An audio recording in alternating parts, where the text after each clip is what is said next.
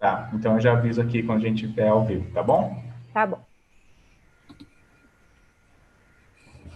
Estamos ao vivo. Boa tarde a todos. Vamos dar início à sessão de pré-selecionados da área de tecnológicas. Temos aqui hoje na sala A 10 alunos e na sala B 9 alunos. Então, nós tivemos 192 alunos inscritos que optaram por concorrer ao Prêmio PIBIC na área de tecnológicas. E 10 alunos, né? Desculpa, 19 alunos, aproximadamente 10%, foram pré-selecionados para essa sessão. Aqui estamos em 10, na outra sala estamos em 9. Então, professor Luiz Felipe, agradeço a presença. Professor Luiz Felipe é do IAC, do Instituto Agronômico aqui de Campinas, e professor Pedro Pessoa, que é da Politécnica da USP, que também estará ajudando aqui a gente na avaliação. Então, antes de começar, eu já coloquei para vocês no chat a ordem das avaliações, né, das apresentações, será em ordem alfabética de aluno. E cada aluno, então, poderá fazer uma breve fala sobre a sua pesquisa de até 5 minutos e não será permitido compartilhar material em tela. Gostaria de combinar com vocês para que respeitem esses 5 minutos. Então, quando vocês começarem a falar, eu vou ocultar aqui a minha imagem.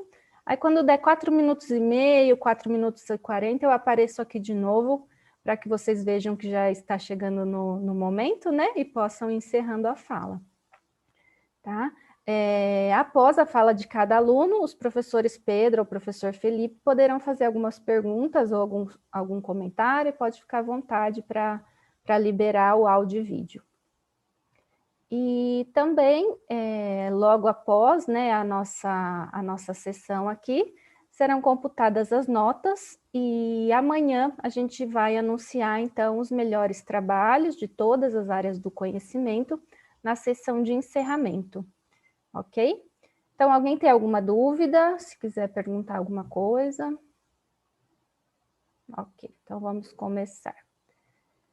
Então, o primeiro aluno, na verdade, a primeira aluna, é a Aline Galdino do Nascimento. Por favor, Aline, fique à vontade.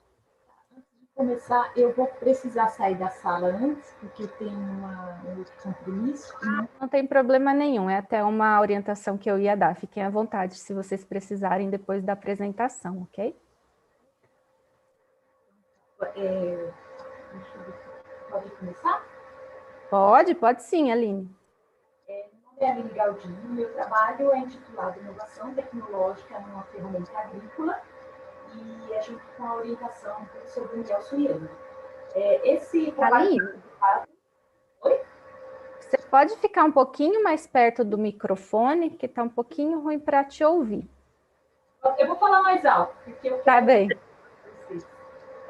Então, a motivação foi que eu queria desenvolver algo direcionado para o pequeno produtor rural que tem uma dificuldade de acesso nas novas tecnologias de mecanização.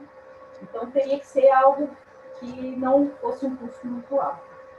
Aí eu fiz uma pesquisa e 30% dos questionados falaram que gostaria de uma inovação no pulverizador. E aí, pesquisando na internet, as inovações que tem esse equipamento giram em torno de sistema de pulverização e tecnologia de bicos.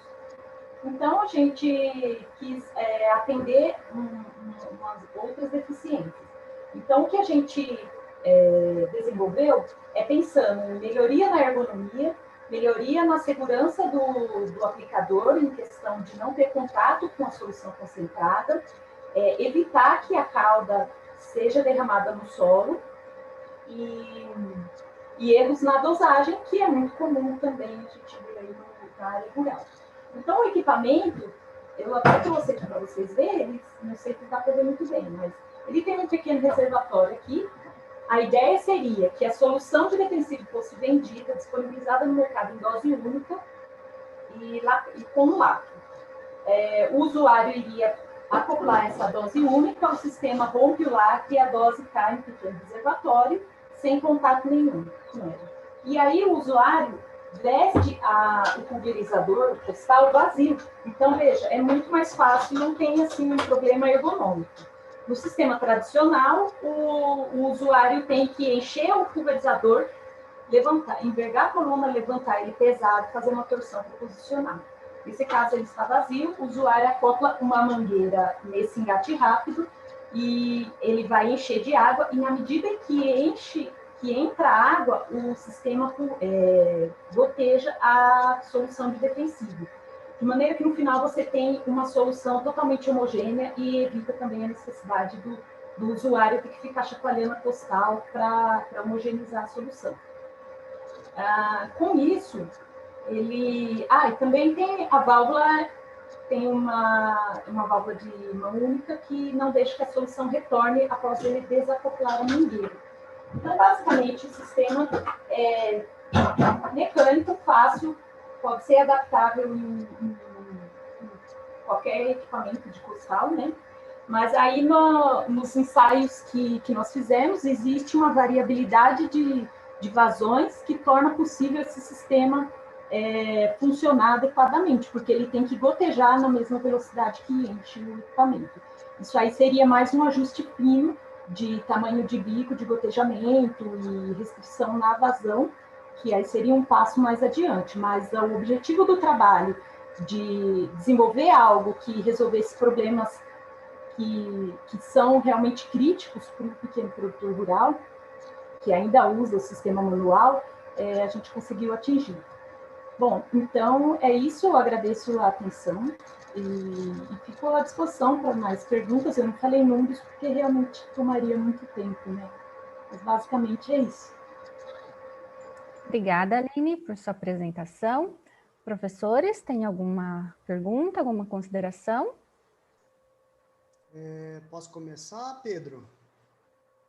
Miriam, boa tarde a todos os alunos, boa tarde, Aline. É muito bom estar participando aqui do PIBIC com vocês e eu sempre fico muito feliz de ver a variedade e a qualidade do trabalho de vocês. Então, parabéns antecipado a todos, os trabalhos ficaram excelentes, vocês, vamos dizer assim, se esforçaram muito. Aline, algumas dúvidas aqui. Primeira, super legal a ideia, interessante, eu trabalho bem nessa área, eu conheço o que você está fazendo aí. E a pergunta é, você testou o equipamento com alguns produtores? Então, a princípio, na época da iniciação científica, eu havia feito um protótipo que era num aquário, com tubos PVC, e mais para calcular essas questões de vazão. E aí, posteriormente, já depois que eu já não era mais bolsista, eu concorri ao desafio da Unicamp, que foi aí que eu fiz a impressão 3D das peças e montei no equipamento. Nisso entrou a epidemia e aí eu não tive como ter o contato com as pessoas. O que foi feito foi uma validação por telefone mesmo. Conversei com fabricantes de pulverizador postal, fabricantes de defensivos e até produtores rurais, inclusive pecuaristas e tudo. Da parte dos produtores, eles acharam assim muito bom, principalmente pela questão ergonômica. Porque a questão do herbicida ainda existe uma descrença, porque não é algo que eles veem sendo prejudicados por isso, né? Muitos nem usam EPI. Então, perfeito. Isso, Aline, pelo seguinte, eu vi que você depositou uma patente, está escrito no seu resumo. Você com o seu orientador é uma equipe, como que é isso? Então, nós entramos com pedido junto à Inova e à Unicamp. Então, a Unicamp é detentora da... Mas quem é nós? Você, aluna, com o seu orientador, quem que é a equipe? Eu e meu orientador. Você e seu orientador, tá. Só como sugestão, a FAPESP ela tem o programa PIP, que é Pesquisa Inovativa na Pequena Empresa. Você pode acessar isso para tentar desenvolver os protótipos. Vá atrás, a sua ideia é legal, é interessante, mas é muito baseada no cliente. Por isso que eu te perguntei se você testou com produtores. É muito importante você testar com produtores, tá? O seu trabalho é um trabalho mais descritivo, não tem uma estatística, nada, mas está muito interessante. Uma última pergunta, passar a palavra para o Pedro, porque o nosso tempo é curto. Por que você não fez um vídeo que nem seus colegas para mostrar a sua inovação? Olha, você fala aqui para o Congresso, né? Isso. Falta de tempo, porque eu comecei a trabalhar agora e eu estou trabalhando numa fazenda e, enfim, várias limitações. Não tem problema, Aline. Mas para o futuro, de todos os trabalhos, o seu é o que oferece um produto. Então, o teu é o mais vendável, vamos dizer assim. Então, o vídeo ficaria fantástico. Fica de sugestão e parabéns pelo trabalho. Pedro, a palavra é tua. Obrigado, Luiz, Miriam. Prazer estar aqui de novo. Aline, bem rápido, parabéns também pelo trabalho. Não é a minha área, ao contrário do Luiz Felipe, mas eu achei muito interessante. Uma dúvida que ficou da leitura e mesmo de ver o seu protótipo. Para colocar o herbicida, você tem um recipiente específico para isso. Não é que o herbicida tem de mudar a prateleira dele, tem de mudar o método de venda. Você coloca o herbicida nesse recipiente específico. Como é que é essa transição? Olha, a ideia era que os fabricantes de herbicida topassem vender em dose única, como cápsula de café Nespresso. Você chegaria lá na agropecuária e pedir, olha, eu tenho tal cultura, quero combater tal coisa, eu quero isso. Na validação do produto, infelizmente falando com a BASF, Bayer, com todas as grandes, eles têm uma limitação muito grande por questão de sistema produtivo mesmo, que encareceria demais. Mas eles gostaram muito da iniciativa e da ideia, e aí há uma intenção de melhorar no sentido de ter um equipamento dosador que não precisa eles modificarem a embalagem. Esse equipamento teria que dosar a partir da embalagem que hoje é vendida no mercado. E aí trataria de um outro desenvolvimento. Até comecei a pensar alguma coisa em torno disso, mas no momento ainda fica essa ideia de ter a dose única para evitar que o produtor queira dosar. Porque assim conversa com eles perdem o potinho dosador, aí improvisa uma garrafinha, faz dosagem diferente, isso é muito, muito comum. A gente queria resolver esse lado. Né? Mas é só isso. Muito obrigado. Obrigada, Aline. Por favor, Eduarda Caroline Coelho. Vocês me ouvem bem? Tá dando para ouvir? Sim.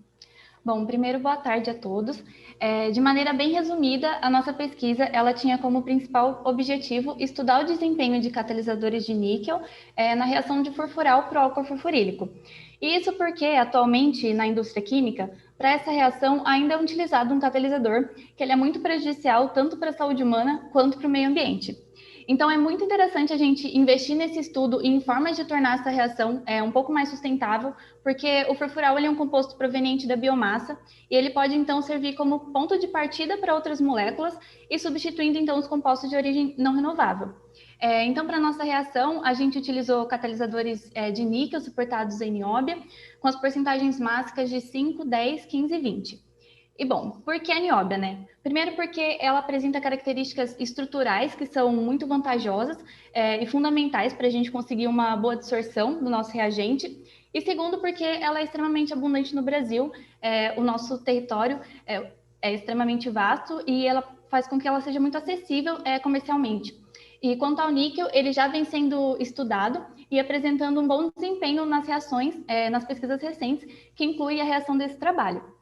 E a nossa parte experimental, ela se iniciou com uma etapa de calcinação do ácido nióbico e depois os catalisadores, eles foram preparados pelo método de impregnação úmida e seguidos por uma redução no fluxo de hidrogênio.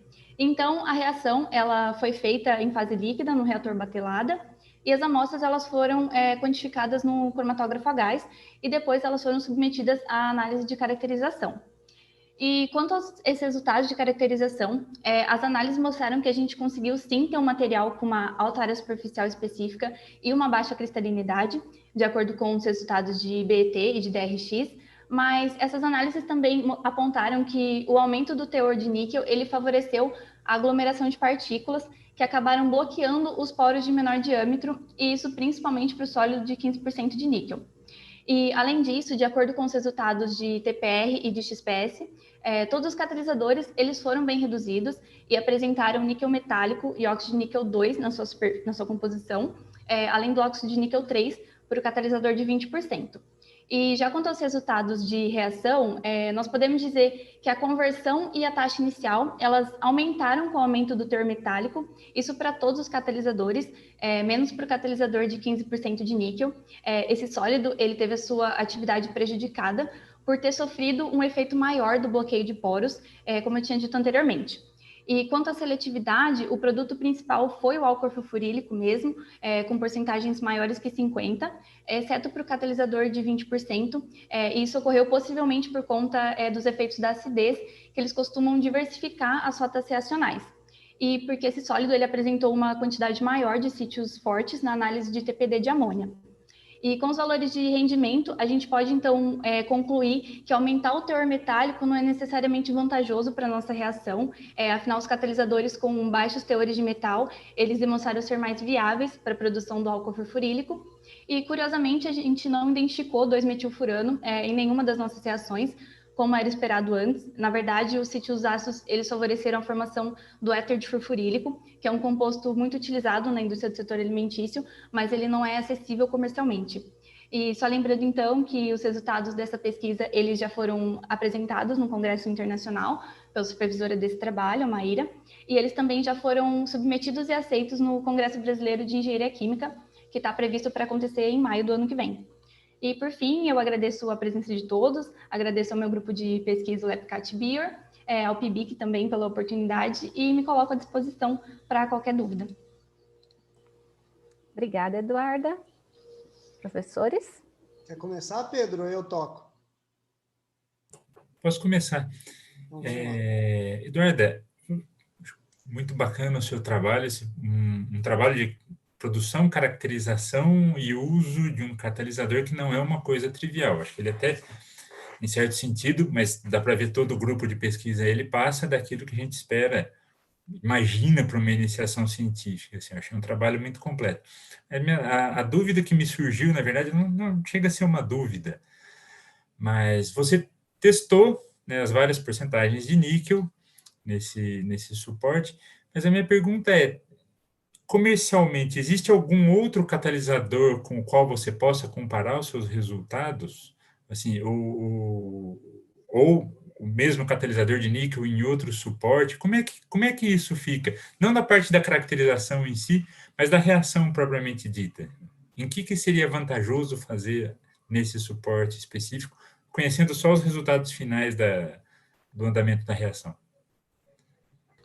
Então, a gente consegue comparar com alguns resultados na literatura o desempenho do catalisador de níquel, mas ainda é pouco explorado a questão dele como no suporte da nióbia, né? A gente tem a alumina como um suporte que é muito utilizado, está consolidado, mas o suportado na nióbia é pouco explorado ainda na literatura. Mas como é que ele em condições análogas, como é que você compararia o rendimento dele suportado em alumínio e suportado em nióbia? Então, a gente conseguiu comparar com alguns resultados da literatura e o que teve melhor desempenho foram os baixos teores de níquel em comparação com o rendimento, pois conforme a gente aumentou a porcentagem do níquel, isso não teve uma mudança significativa no rendimento, mas esses valores, eles foram considerados assim, justos e bons comparados com outras pesquisas. Muito obrigado. Luiz, por favor. Eduarda, parabéns pelo trabalho. Como o Pedro falou, daria para ser um mestrado aí, se você quiser, se você quiser seguir. Só uma dica com relação à sua apresentação. Você é muito articulada, você fala muito bem, mas fala rápido demais. Eu sei que você tem tempo curto. Então, assim, respira, porque muitas vezes tem pessoas leigas, certo? Eu sou um leigo nessa área, não que eu não tenha acompanhado, mas, assim, trabalho um pouco mais essa parte, mas a apresentação foi muito boa, tá? A área que você está trabalhando é uma área muito interessante, porque eu sou da área agrícola, né? E o etanol de terceira geração, baseado na produção de massa, principalmente da cana e outras plantas, tem muita pesquisa em cima disso. O que você está trabalhando é um processo específico dentro desse contexto holístico, né? Muito interessante. Como eu não sou da área, eu tenho uma dúvida lá nas suas conclusões. Você fala que o aumento do teor, houve um aumento do teor metálico, se eu não me engano, de 15%, eu não lembro quanto foi lá que você colocou. Eu não lembro de ter visto um nível crítico limitante. Existe um nível crítico que afete o seu processo, alguma coisa assim? No caso do catalisador de 15%, o que a gente aumentou foram várias reações com diversas porcentagens, né? De 5, de 10, de 15 e de 20, para a gente observar como que ia funcionar isso na nossa reação. E o que aconteceu é que a gente percebeu que conforme a gente aumentou essa porcentagem de metal no nosso catalisador, isso bloqueou os poros de menor diâmetro, que é o que a gente precisa para acontecer a nossa reação. A reação acontece em sítios metálicos, então esse efeito de bloquear os poros, né, que ocorreu principalmente no sólido de 15%, ele prejudicou a nossa atividade catalítica.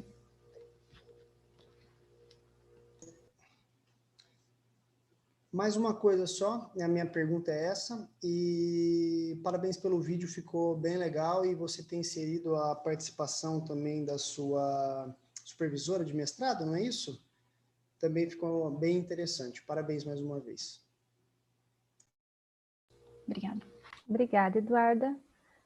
A próxima seria a Giovana, mas acho que ela teve algum problema aqui na conexão. Então, vamos pular para Isabela da Caixa.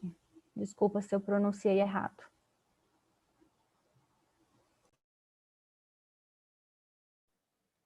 Olá, vocês me ouvem bem?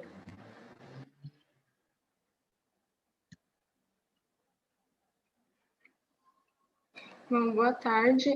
Eu sou a Isabela da Caixa, do curso de Engenharia de Alimentos. Meu trabalho de iniciação científica é sobre a extração assistida por enzimas de compostos com potencial antioxidante e antidiabético de brácteas de bananeira da variedade Nanica. Esse trabalho foi desenvolvido no Laboratório de Bioquímica de Alimentos sob orientação do professor Juan de Castro. Bom, o Brasil é um dos 5 maiores produtores mundiais de banana. Muitos subprodutos e resíduos são gerados a partir dessa cadeia. As brácteas, por exemplo, na maior parte dos casos, são descartadas. As brácteas, elas são estruturas conhecidas como inflorescências, coração ou umbigo da bananeira, e elas podem ser exploradas como uma fonte de compostos bioativos e de fibras. Dessa forma, meu projeto teve como objetivo garantir o uso sustentável das brácteas, não somente em relação ao aproveitamento desse material para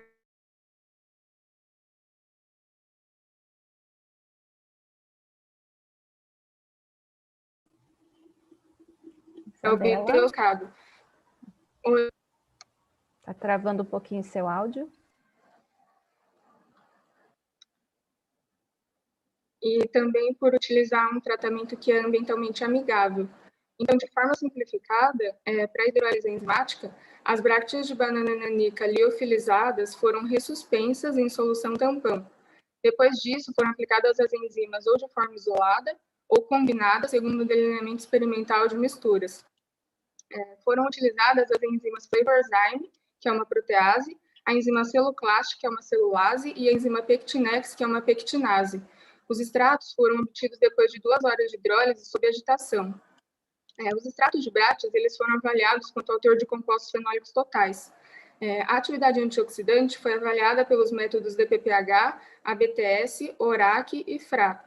Já o potencial antidiabético foi avaliado pela inibição da atividade da enzima alfanilase. E os resultados, eles mostraram que a hidrólise enzimática foi um processo eficiente na extração dos compostos bioativos. E isso foi visto pelo aumento da atividade antioxidante em praticamente todos os extratos de brácteas produzidos. Esse aumento foi notado principalmente nos ensaios que possuíam mais de uma enzima na sua composição, o que evidencia a ação sinérgica das enzimas sobre a extração dos compostos antioxidantes.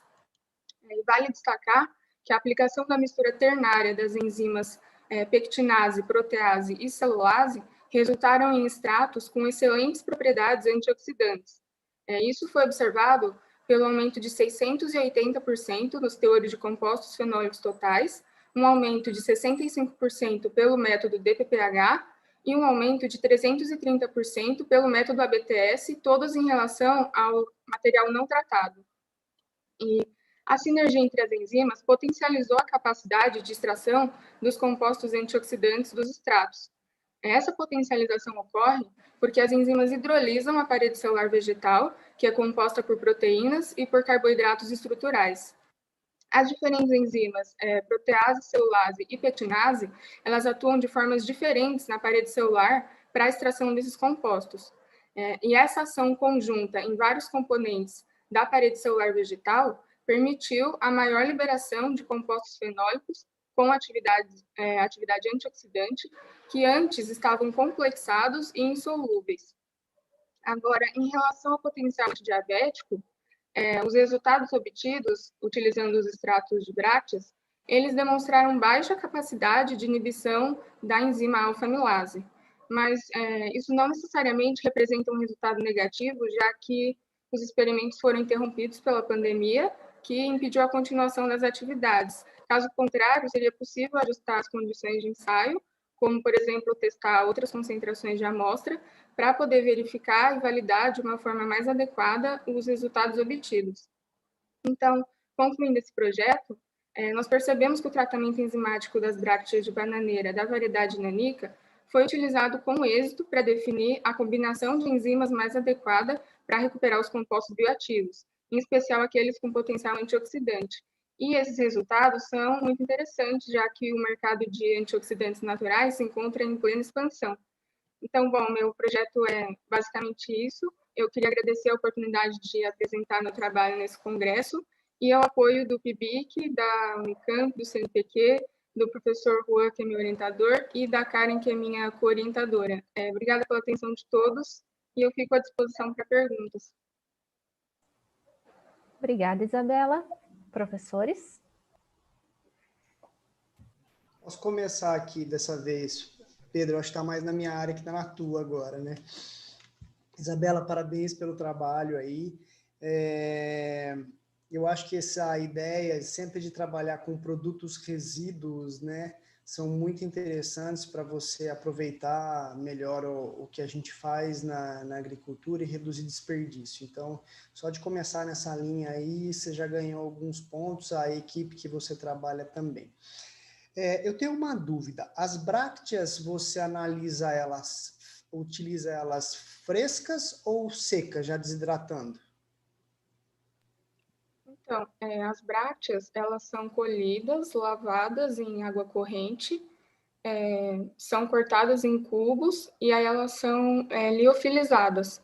E aí depois são congeladas para depois serem ressuspensas na solução tampão. Deixa eu fazer uma perguntinha para tentar aqui ver se a gente chega numa observação. Jaíba, em Minas Gerais, está perto ou longe daqui? Bem longe. E o que acontece? Quando essas brácteas vão lá no agrário, no Ceasa, você vê como elas são transportadas. E no agrário tem caminhões refrigerados. Então, onde eu quero chegar? É muito importante, num tipo de trabalho que você fez, você checar a origem da matéria-prima. Por isso que eu te perguntei se ela vem fresca ou seca, né? Porque ela veio e você pegou direto de uma agrária, você não conhece o produtor, não conhece a área, não conhece o lote onde elas foram colocadas. Por exemplo, se eu trabalhar com uma adubação num lote mais forte e no outro lado, e misturar essas brácteas, pode dar resultados, interferir nos seus resultados, tá? Então, o que é importante no seu trabalho? Você acompanhar de onde vem isso. Eu sei que, assim, você está no contexto da equipe, você pegou e fez brilhantemente o seu trabalho, mas fica de dica esse acompanhamento. Se você pegar na bananeira, nós temos aqui na região do Vale do Ribeira, que está em São Paulo, uma das maiores áreas de plantio de banana. E está muito mais próximo que essa região que veio o material que você usou. E aqui na região de Campinas nós temos pequenos produtores de banana também que daria para pegar. Então só fica de dica prestar atenção na origem da qualidade do material, porque pode influenciar o resultado lá na frente, tá? Mas parabéns pelo trabalho, seus resultados ficaram muito jóias. E eu queria te fazer um elogio. Eu gostei muito do seu vídeo. Agora eu vou te apertar. Foi você que editou ou foi a equipe do começo que você fez até a vinheta de abertura? Bom, obrigada pelos elogios, primeiramente. A vinheta de abertura foi feita por uma integrante do laboratório de bioquímica de alimentos e o restante do vídeo foi editado por mim. Parabéns aí, você é uma excelente comunicadora, então. Muito obrigada. Os vídeos que eu mais gostei. Parabéns pelo trabalho.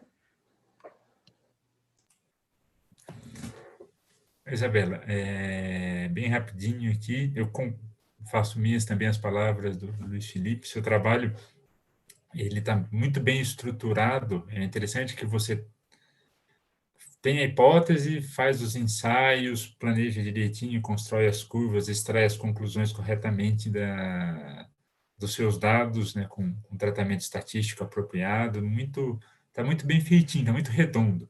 A minha pergunta vai num outro sentido agora. Uma das questões de tratar com resíduo é sempre que o tratamento tem de ser barato, porque você está lidando com um produto que não custa nada, né, por um lado, e você vai produzir um que talvez custe alguma coisa, mas não pode custar muito, né, porque, do contrário, perde a atratividade econômica. E lidar com enzimas é sempre um problema, né? Enzimas são caras, enzimas têm toda uma... Você tem problemas de desnaturação, você tem que fazer tudo certinho, né? Os ensaios são relativamente complicados, não exageradamente complicados, mas complicados. Você consegue visualizar algum outro método que você possa usar para fazer essa extração sem a utilização de enzimas, com os quais você possa comparar os seus dados? Na verdade, a minha orientadora Karen, ela faz esse mesmo processo de extração, só que com a utilização de solventes para extrair esses compostos bioativos com propriedades antioxidantes. Mas o tratamento enzimático, apesar de poder ser um pouco mais caro, ele é ambientalmente mais amigável e também os extratos produzidos, eles não apresentam compostos tóxicos para o consumo, caso forem aplicados em outros alimentos. Então, muito obrigado pela resposta, parabéns novamente. Muito obrigada. Muito obrigada, Isabela. Então, agora passamos para a Giovana Gasparotto. Oi, boa tarde. Primeiro eu queria pedir desculpa pela confusão, porque o meu webcam travou e eu precisei sair e na hora de voltar não estava conseguindo. Mas agora deu tudo certo. Então, o meu nome é Giovana, eu sou aluna do terceiro ano de Engenharia Química na Unicamp e ao longo de 2019 e 2020 eu desenvolvi a iniciação científica com a orientação da professora Rosana e da doutoranda Maria Augusta, na Faculdade de Engenharia de Alimentos. O título do projeto é Hidrólise Enzimática de microalgas para a produção de bioetanol 3G. Eu vou falar um pouquinho dele aqui. Esse projeto ele foi motivado por uma grande demanda por formas de substituir os combustíveis fósseis por alternativas sustentáveis, como o bioetanol, e que, nesse caso, ele pode ser produzido usando a biomassa de microalgas, e isso é denominado etanol de terceira geração. A gente estudou a hidrólise enzimática dessa biomassa para poder otimizar essa hidrólise e produzir açúcares fermenticíveis com o objetivo de produção de bioetanol 3G. Essa prática ela foi separada em objetivos, que eram basicamente a otimização da hidrólise das biomassas para cada enzima e a determinação de melhor formulação de misturas enzimáticas para maior liberação de açúcares redutores, usando a metodologia de planejamento experimental. Então, a gente começou pelo cultivo das microalgas Chlorella vulgaris e Desmodesmo brasiliensis. Elas foram cultivadas em meio BG11 estéreo, em Erlenmeyer de 250 ml, com 10% do inóculo do banco de culturas. A clorela, ela é cultivada por um período de 14 dias e o meio tem depressão de nitrogênio. E a Desmodesmos por 21 dias, com metade da concentração dos nutrientes que são sugeridos no meio padrão, que é o BG11. As enzimas que a gente trabalhou foram a celulase, a beta-glicosidase, pectinase, alfa-amilase e amiloglucosidase. A gente determinou as concentrações de proteínas de cada enzima e foram feitos os ensaios de curva de saturação. Então, a gente fez a monitoração da atividade enzimática com relação à concentração de enzima na solução, e isso de acordo com a concentração da biomassa microalgal, que a gente usou 10 gramas por litro para determinar as concentrações ideais para o planejamento experimental. Para determinar a influência da concentração de cada enzima sobre a liberação de açúcares redutores das biomassas, das microalgas, a gente utilizou o método de planejamento experimental Plecht-Burman. As variáveis independentes desse planejamento foram as enzimas, e a resposta que a gente avaliou foi a liberação de açúcares redutores. No começo, a gente coletou alíquotas a cada 6 horas, e depois a cada 12 horas, até chegar em 72 horas. Isso foi analisado com relação à concentração de açúcares liberados, e daí a gente gerou as cinéticas de liberação de açúcares para cada uma das microalgas. Da cinética de hidrólise da clorela, a concentração de açúcares maior ocorreu depois de 72 horas, então a gente selecionou esse tempo. Para análise de quais enzimas seriam significativas para a máxima hidrólise da biomassa. No tempo de 72, os ensaios que mostraram que tiveram efeitos mais significativos foram os que tinham amilases. Isso foi reafirmado depois pela análise do planejamento experimental, usando o gráfico de Pareto gerado pelo programa.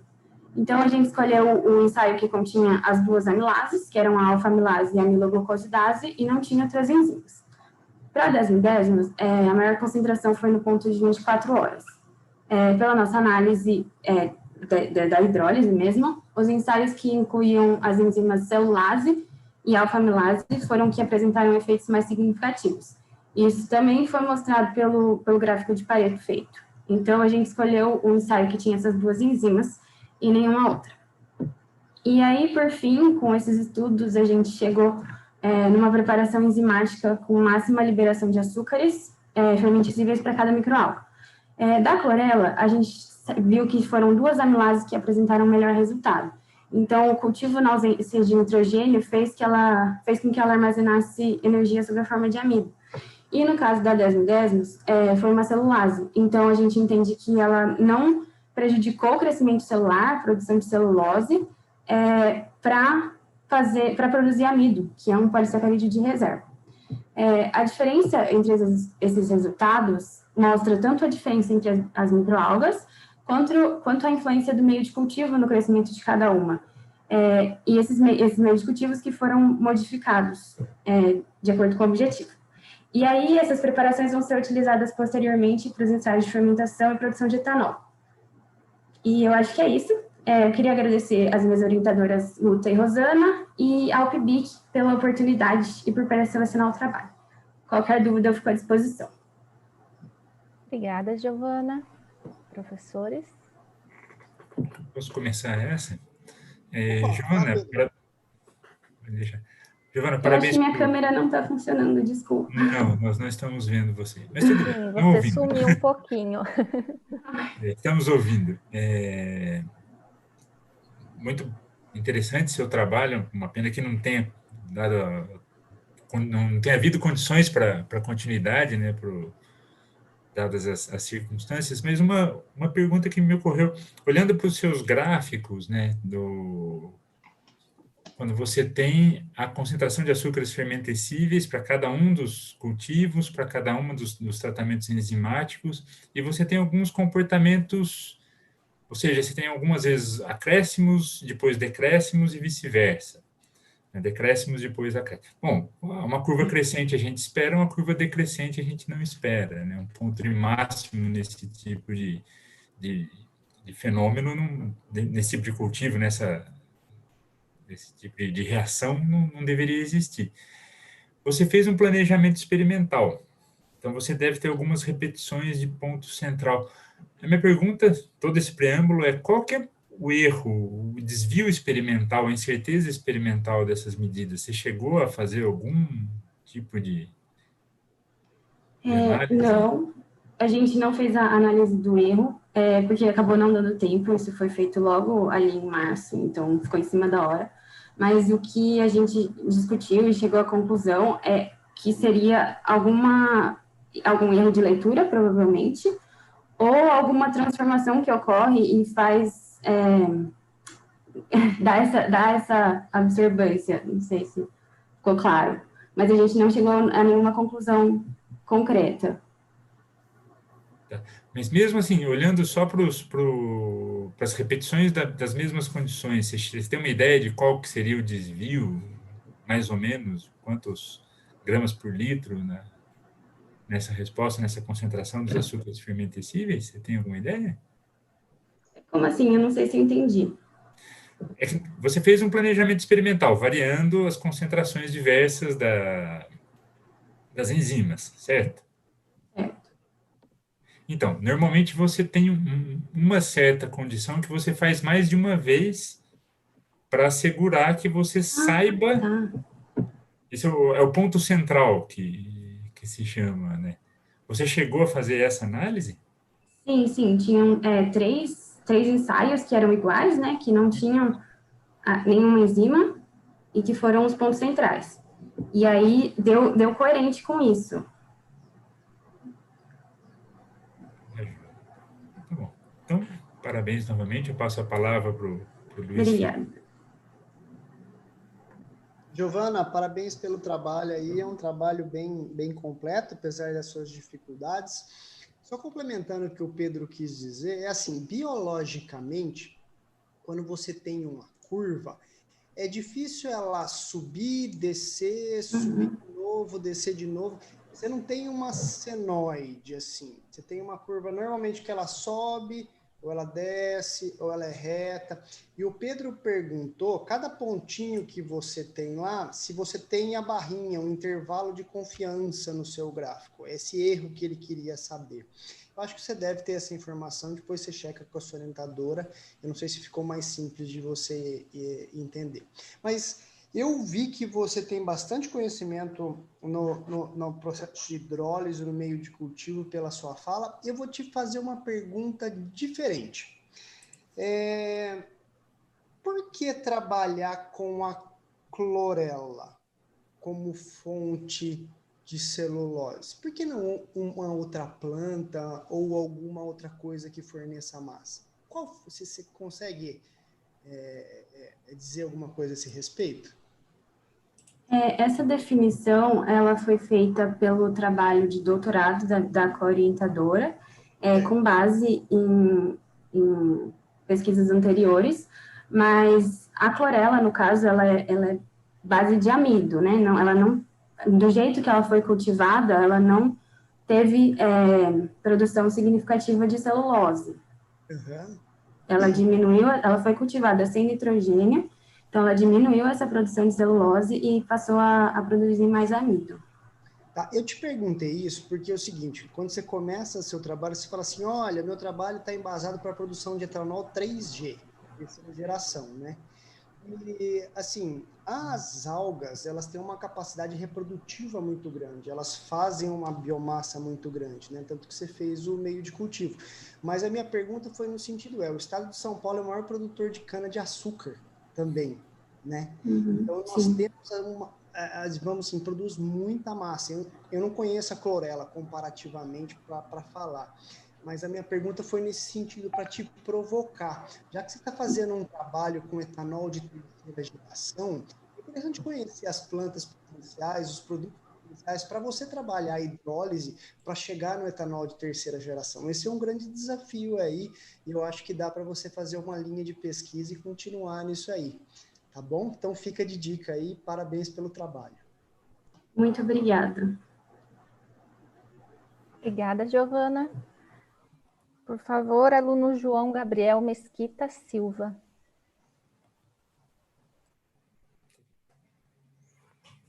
Boa tarde, todos conseguem me ouvir? Boa tarde. Sim, estamos ouvindo, Consegue? João, pode continuar. Posso começar? Tá.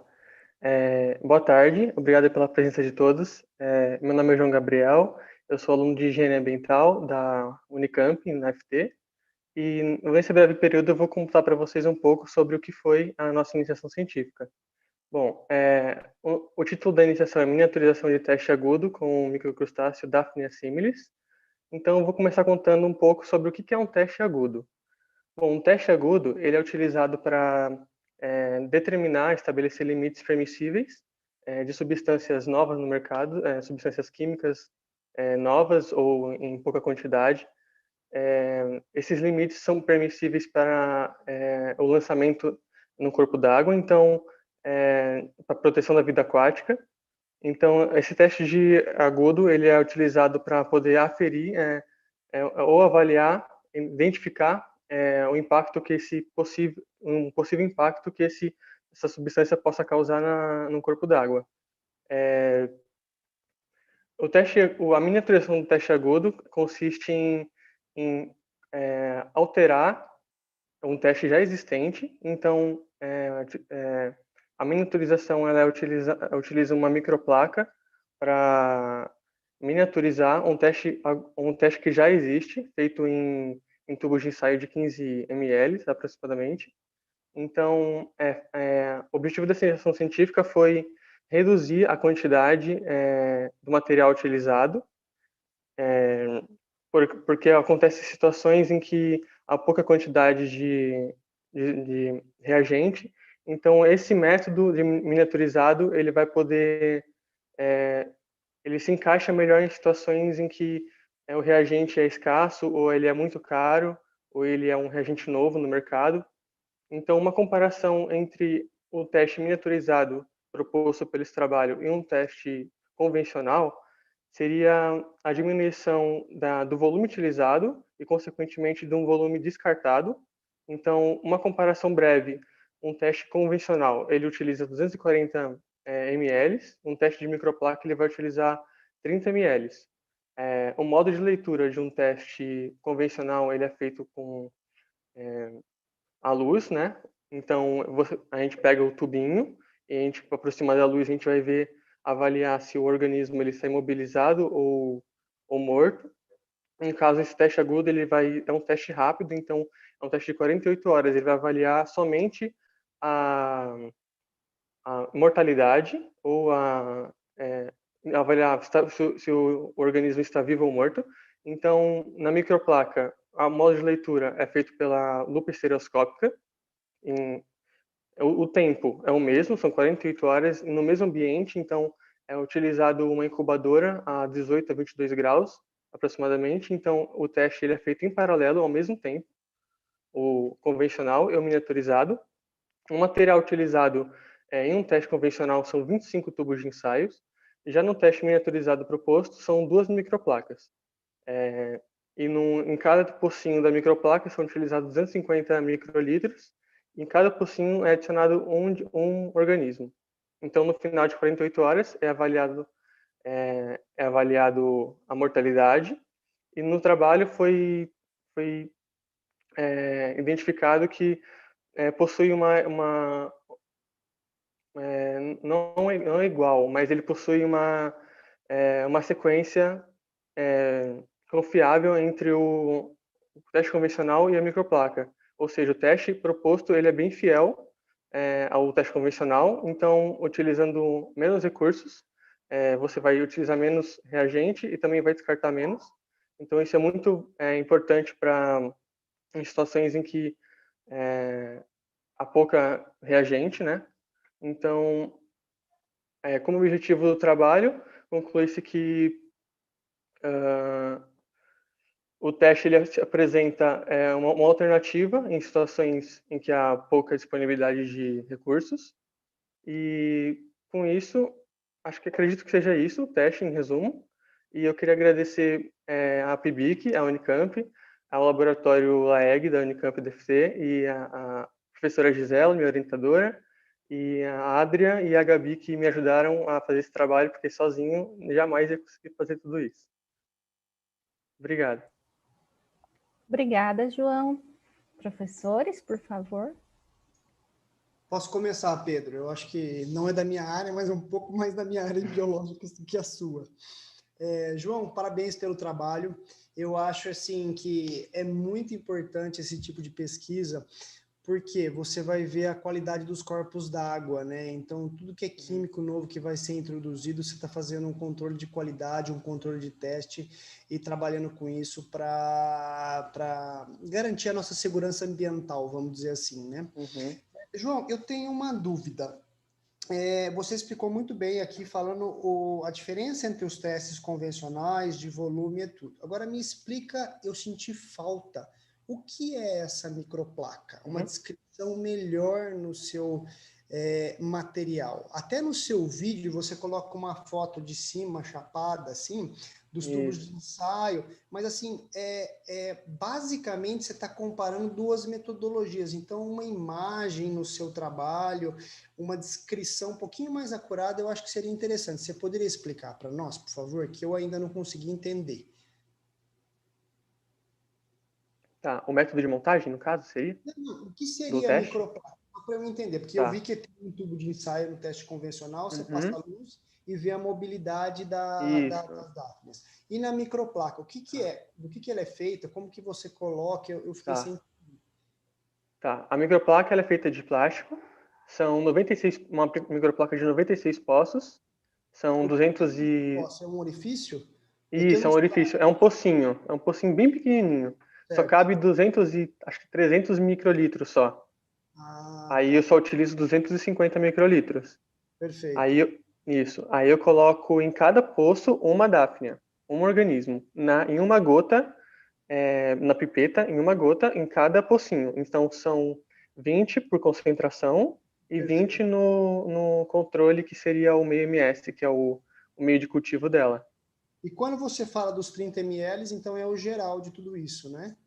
Isso, montado na microplaca, isso. São 30 ml em geral na microplaca e 240 ml somando em 10 ml cada, no convencional, no caso. Somando 10 ml em cada tubinho, tubo de ensaio, que são 4 por concentração. Perfeito, eu entendi agora. Como eu sou leigo na área, eu fiquei sem entender como é que era essa comparação entre um teste e outro, mas com a sua explicação agora, inclusive a mortalidade no teste de microplaca ficou mais fácil. Eu que peço desculpa se ficou vago assim, porque eu estou um pouco nervoso. Não, pode ficar tranquilo. Eu acho legal só para quem não é da área, eu não sei se até quando você for publicar, você pode até colocar uma imagem, alguma coisa assim ampliada, eu não sei se também isso é pertinente fazer, mas como um leigo eu fiquei nessa dúvida, tá bom? Mas parabéns pelo trabalho aí, parabéns pelo trabalho que você também agradeceu aí no final. Eu acho que é muito importante, né? É difícil fazer as coisas sozinho, quando a gente tem uma equipe por trás, flui mais fácil, né? Bom trabalho aí, bom evento. Muito obrigado. João Gabriel, eu faço eco às palavras do professor Luiz Felipe, um trabalho bem legal. Eu só fiquei com uma dúvida, no caso. Uma das razões para você fazer um ensaio em microplacas é uma diminuição da quantidade de reagente que você vai utilizar. Então, em certo sentido, cada crustáceo na microplaca, ele tem um volume disponível que é menor do que o que ele tem no ensaio tradicional. Mas você não poderia diminuir a quantidade no ensaio tradicional também? Será que teria algum efeito na mortalidade dos crustáceos? Como é que seria isso? Boa pergunta. Então, no ensaio convencional, são tubos de ensaio de 15 ml no máximo, só que a gente só utiliza 10 ml. Em cada tubo de ensaio são 5 organismos no convencional e somente um organismo na microplaca. Então, um tubo de ensaio em 15 ml são 5 organismos. No tanto, se fosse para cada um, mesmo assim teria mais volume para cada indivíduo no convencional. Acontece que a gente tem um problema de aeração. Na microplaca, no começo, a gente foi bem crítico esse problema, porque como o pocinho é muito pequenininho, então qualquer calor da mão que chega por perto, assim, já altera bastante a aeração. Então, no começo, a gente teve esse problema. A gente tomou esse cuidado de poder ter um ambiente mais arejado, que não pudesse alterar o volume no poço da microplaca. Mas no final, não houve. A gente chegou a fazer alguns testes, não houve alteração na quantidade de volume em cada indivíduo, como se diz, não houve diferenças se utilizando a microplaca ou fazendo a divisão, né, no volume de 10 ml por 5 para cada indivíduo. Então, a reação do indivíduo foi a mesma. Tá. E a impossibilidade de fazer essa diminuição no ensaio tradicional tem a ver com a aeração, então? Sim, no Necessidade ensaio... de ter uma superfície... Isso, no ensaio de microplaca, tem problema de aeração. Tá, joia. Não dá certo, Gabriel. Muito obrigado pela resposta. Imagina, eu que agradeço. Obrigado pela oportunidade. Obrigada, João. Obrigado. Por favor, agora, Lucas Andrade. Olá, pessoal. Estão conseguindo me ver e ouvir direitinho? Sim, tudo certo. Então, tá bom. Pode começar? Pode sim. Então, boa tarde, pessoal. Meu nome é Lucas e hoje eu vim aqui apresentar o meu trabalho de iniciação científica, que foi orientado pela professora doutora Liliane Maria Ferrarezo Lona e orientado pelo mestre Emerson Parazzi Lira. O título do trabalho é Estudo da polimerização radicalar por transferência de átomo induzida por incidência de luz, foto-ATRP, modelagem matemática e simulação computacional. Bom, para a gente falar um pouquinho da foto-ATRP, antes a gente precisa falar da ATRP, né? A ATRP, em português, é a polimerização radicalar por transferências de átomo. Ela é uma técnica empregada para produzir materiais poliméricos com topologias, composições, microestruturas, funcionalidades determinadas, né? Contudo, um dos grandes fatores aí limitantes da TRP é o emprego de catalisadores, né, geralmente baseados em cobre, que limita a técnica tanto por condições econômicas quanto por ambientais, né? Então, se a gente pensar numa redução direta da concentração de catalisador, isso não é uma opção viável, né? Porque se a gente diminuir muito a espécie ativa de catalisador, se essa diminuição for muito significante, essa espécie ativa ela vai ser transformada irreversivelmente em espécie desativada e vai paralisar o processo de polimerização. Então, existem diversas alternativas para isso, né, para contornar a técnica tradicional, e uma delas é a foto-ATRP. A foto-ATRP, ela é uma técnica onde a ATRP tradicional, ela utiliza-se a luz, né, a incidência da luz, para regenerar continuamente a espécie nativa de catalisador, e assim você consegue diminuir a quantidade de catalisador utilizada sem ter prejuízos em todo o processo de polimerização. Então, baseado nisso, esse trabalho de iniciação científica, ele consistiu na implementação computacional de um modelo determinístico. Quando eu falo determinístico, é um modelo baseado na cinética da reação, né, da reação foto-ATRP, e da sua validação desse modelo é por meio de dados experimentais extraídos da literatura, né? O modelo matemático ele foi construído com base no mecanismo cinético proposto para essa reação, além do balanço material, considerando aí o experimento um caso de batelada isotérmico, né? Bom, como consistiu essa rotina computacional, né? Ela foi implementada, sua implementação ela começa com uma hipótese inicial das constantes cinéticas que nós queremos ajustar. Em seguida, nós aplicamos essas constantes cinéticas, essas hipóteses iniciais, no nosso conjunto de equações, que é o nosso modelo, resolvemos ele matematicamente, numericamente, né? E confrontamos os resultados com os dados da literatura. Aí, a partir daí, calculamos os desvios, né, e verificamos se esses desvios eles satisfazem o nosso critério de parada. Se sim, nós temos as constantes cinéticas ajustadas, otimizadas. Se não, nós aplicamos um algoritmo de otimização nas constantes cinéticas e tornamos executar todo o programa novamente até obtê-las, né? E, bom, ao fim desse processo, nós, então, obtivemos as constantes cinéticas no modelo já ajustadas, esses dados experimentais, e com isso foi possível obter, por exemplo, curvas de conversão de monômero pelo tempo, ou curvas de massa molar numérica média versus a conversão de monômero, enfim, uma série de parâmetros interessantes para a engenharia da reação, né? E como projetos futuros, sugere-se aí a substituir as constantes cinéticas, essas constantes cinéticas das reações que são fotodependentes, por expressões que contenham, de alguma maneira, a intensidade da luz, por exemplo, para a gente entender como essa intensidade da luz ela afeta todo o sistema reacional, né? além de fazer testes do modelo para diversas condições iniciais, também verificando sua resposta utilizando dados de outros trabalhos. Bom, acredito que tenha apresentado bem brevemente o trabalho, estou aqui agora aberto para tirar as dúvidas que possam surgir e gostaria de agradecer aos orientadores e ao PIBIC e à Unicamp pela oportunidade de estar executando e fazendo esse projeto. Muito obrigado. Muito obrigada, Lucas. Professores?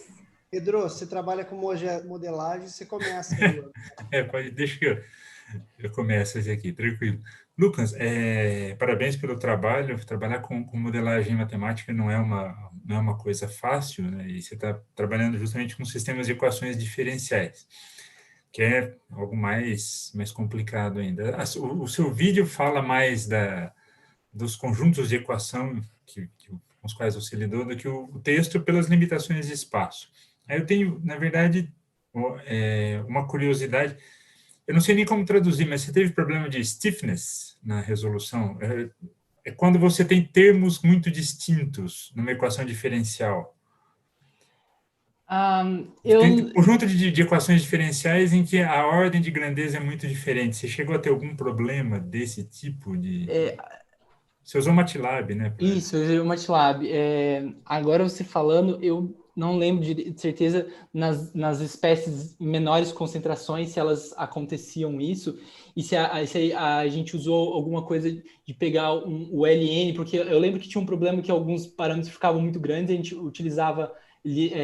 aplicava o LN para tentar diminuir essa ordem de grandeza, mas eu não sei dizer ao certo se esse problema específico. Eu achei interessante que você separou as espécies minoritárias das majoritárias, né? Mas aí uma outra questão, aí eu fiquei sem... Você tem... O que você apresenta são as constantes cinéticas das reações, ou seja, essas constantes vão ser multiplicadas pelas concentrações, né? Para obter as cinéticas das diversas etapas reacionais. E você tem algumas que são realmente constantes, né? Termos pré-exponenciais, então, por exemplo, KDA é 2, basicamente, né? É constante para todas as circunstâncias. As outras apresentam uma certa variação.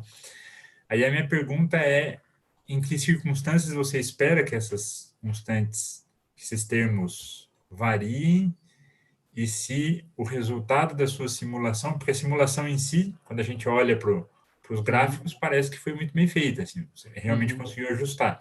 Mas, às vezes, esse ajuste acaba acontecendo com alguns parâmetros carregando o piano de deixar a curva mais perto dos dados. Você acha que teve alguma coisa assim, nessa variabilidade dos parâmetros cinéticos nos diversos casos? Eu acredito, pensando agora como que você disse, né, algumas constantes realmente elas dependiam da temperatura, então eu acredito que faltou fazer esses testes variando a temperatura, né? Eu acho que seria interessante analisar. A gente utilizou a temperatura dos dados experimentais, então acho que fazer testes com outras temperaturas para ver como seriam esses dados, né?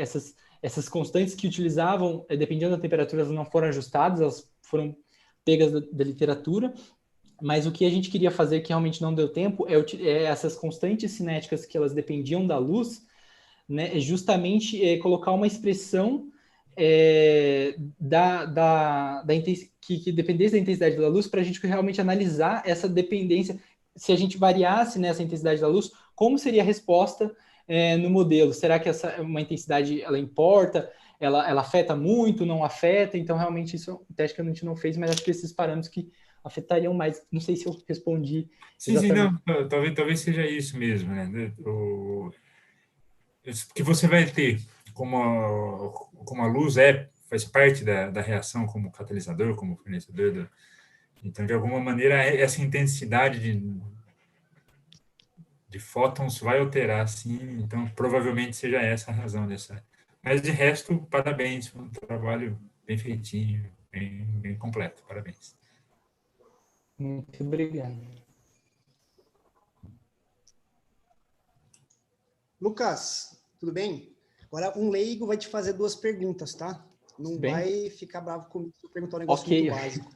Eu trabalho com modelagem, mas a modelagem Não, agrícola ok. que eu utilizo aqui é pegar mais dados, por exemplo, um dado de adubação, que você tem vários casos, e, por exemplo, você tentar, com a modelagem, que eu preciso fazer várias amostras ao longo do tempo, reduzir o número de amostras, reduzir custo do processo, etc. É um negócio mais aplicado, tá?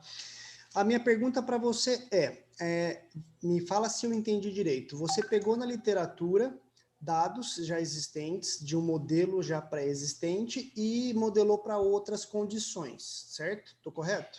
Isso, a gente pegou os dados da literatura, o modelo ele foi construído junto com os orientadores, e assim baseado também no que já tinha na literatura. Então a gente pegou A minha pergunta eu não entendi como você compara o teu modelo estatisticamente, a acurácia dele com o que está na literatura. Ah, entendi. A gente não fez um índice de comparação, de assertividade que fala para mim, olha, eu posso usar o seu modelo com X de confiança. E assim, a gente realmente não deu tempo de fazer essa parte de analisar o quanto o modelo, foi mais uma análise qualitativa do que uma análise quantitativa de quanto o modelo estava desviando realmente dos dados experimentais. A gente pegou os dados, né, pegou o modelo, mas a gente não fez esse teste quantitativo mesmo. E isso está no radar de vocês aí? Isso é importante nesse processo aqui? Sim, eu acho que é bastante importante, sim, como uma etapa futura de projetos futuros, né? Você analisar isso quantitativamente, né? E a gente gostaria de fazer isso quando implementasse uma equação para as constantes da luz, mas são, com certeza, etapas futuras, sim. Tá, uma segunda pergunta, Lucas, também de leigo. Olhando, por exemplo, na sua figura 3, a conversão do monômero, né? Você colocou, assim, o espaçamento aqui, né? De tempo de 200 em 200, né?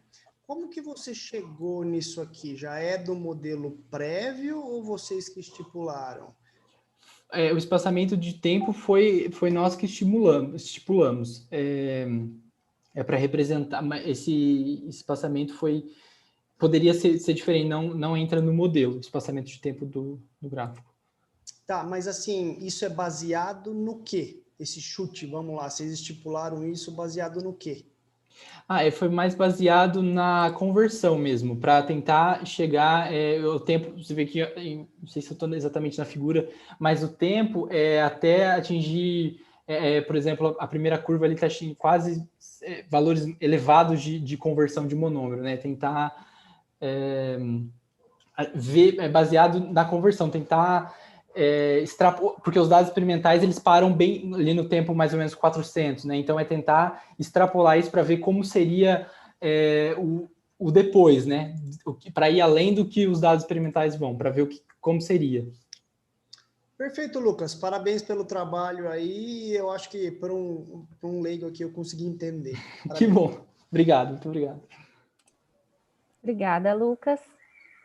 Por favor, Maite Franciele de Oliveira. Oi, vocês conseguem me ouvir? Sim. Boa tarde. Primeiro, eu gostaria de agradecer a oportunidade de apresentar o trabalho. Queria agradecer o PIBIC e a equipe do laboratório, LabMas. Eu sou a Maite, aluna de nutrição da Faculdade de Ciências Aplicadas da Unicamp, e eu vou apresentar o meu trabalho de IC. Ele foi desenvolvido por mim e por duas coautoras, a Sabrina Rocha e a Mariana Corrêa de Souza. Ele foi orientado pelo professor Dr. Maurício Auriel Rostagno, e o tema do trabalho é a análise da produção de pão enriquecido com compostos bioativos da uva. O objetivo do projeto foi enriquecer o pão com o resíduo das uvas, produzindo assim um alimento funcional, verificando se esses compostos vão permanecer após a cocção. E também foi dar um destino ao resíduo produzido pelas vinícolas e empresas de sucos de uva. A gente escolheu esse tema porque hoje em dia sabe-se que os radicais livres causam muitos danos à saúde, o aparecimento de doenças, E o resíduo da uva, que é principalmente a casca e a semente, que é produzido na prensagem das uvas, na produção de vinhos e sucos de uva, ele é rico em compostos bioativos e ele tem uma biodegradação muito lenta, tornando ele um poluente ambiental. Então, e esses compostos, eles também são sensíveis ao aumento da temperatura. Então, a gente decidiu colocar esses compostos no pão, que é um alimento muito consumido, para ver os resultados que a gente teria. A metodologia foi substituir a água da receita do pão por um extrato de resíduo da uva em diferentes concentrações, 25%, 50%, 75% e 100%. Então, a gente preparou os extratos e colocou esses extratos nos pães em diferentes concentrações e fez a extração desses compostos. E daí a gente fez análise das atividades antioxidante, fenólicos totais e cromatografia líquida. A gente teve de resultado que os compostos eles não foram degradados após o processamento térmico dos pães, porque no geral os valores tanto dos fenólicos quanto da atividade antioxidante foi maior nos pães assados em comparação ao cru, e eles aumentaram também conforme o aumento do extrato.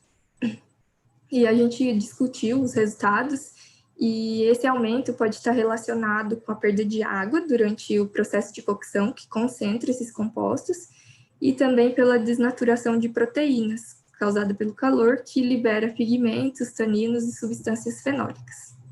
E ao analisar a cromatografia líquida, do extrato, a gente vê o pico dos compostos, mostrando que eles estão presentes, e ao comparar o cromatograma do pão cru com o assado enriquecido com a casca da uva, a gente percebe que os picos dos compostos permanecem, mostrando que não houve a degradação deles. Mas é necessário fazer a identificação desses compostos para ver quais que estão presentes. Então, com base nos resultados que a gente teve, concluímos que a adição do extrato de uva no pão pode produzir um alimento funcional, que tem grande potencial de trazer benefícios à saúde. E também foi dado um destino ao resíduo produzido pelas vinícolas, empresas de suco de uva, que auxilia na redução do impacto ambiental. É isso. Obrigada. Obrigada, Maitê. Professores, por favor. Começo, Pedro. Maitê, parabéns pelo trabalho aí. Como eu falei anteriormente, eu não lembro para qual aluna. Lembrei, para Isabela. Trabalhar sempre com resíduo é muito interessante, né? Porque a gente está pensando aí na preservação ambiental. E eu faço as palavras do Pedro já para você, as minhas também, qual que é o custo desse processo aí, eu não sei se vocês analisaram, tem que ser barato porque é um produto resíduo, né? Mas a minha pergunta vai em outro sentido. Como ficou o sabor do pão depois? Vocês fizeram sensorial? Sem som. Desculpa, a gente não chegou a fazer análise sensorial por causa da pandemia, né? Mas a gente experimentou o pão e ele ficou levemente adocicado. Então, dentro dos seus resultados, das suas conclusões, você poderia estar consumindo esse pão que o sabor ficou interessante.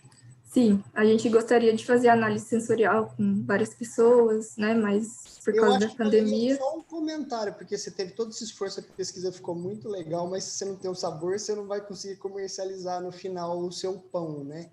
Então, só olhando o final da cadeia para você utilizar aqui, mas ficou muito legal.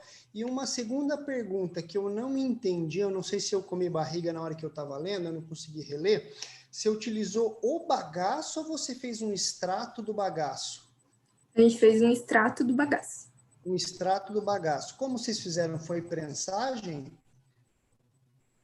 Não, a gente pegou, uma empresa de suco de uva enviou para a gente esse resíduo, e daí com esse resíduo a gente fez extração com água. O resíduo já veio pronto, então. Já veio pronto da empresa. Tá bom. Não, porque assim, sempre quando a gente trabalha com resíduo, no seu caso e do outro aluno, uma coisa que inviabiliza na qualidade de um produto final é a qualidade do resíduo também, para você ter uma uniformização do seu produto final lá, né? Então, por exemplo, eu não sei se o resíduo que veio da empresa, vocês devem ter feito uma análise, ele é um resíduo uniforme, né? Que em mais de uma amostra ele estaria. Então, é sempre uma preocupação em ficar antenado, porque como você vai ter um produto que você vai consumir lá na frente, eu não sei se mudando a concentração nutricional desse resíduo, você tem um efeito lá no pão, lá na frente também. Então, só mais uma observação. Mas parabéns pelo trabalho, ficou muito legal. E parabéns para a equipe do trabalho também. Obrigada.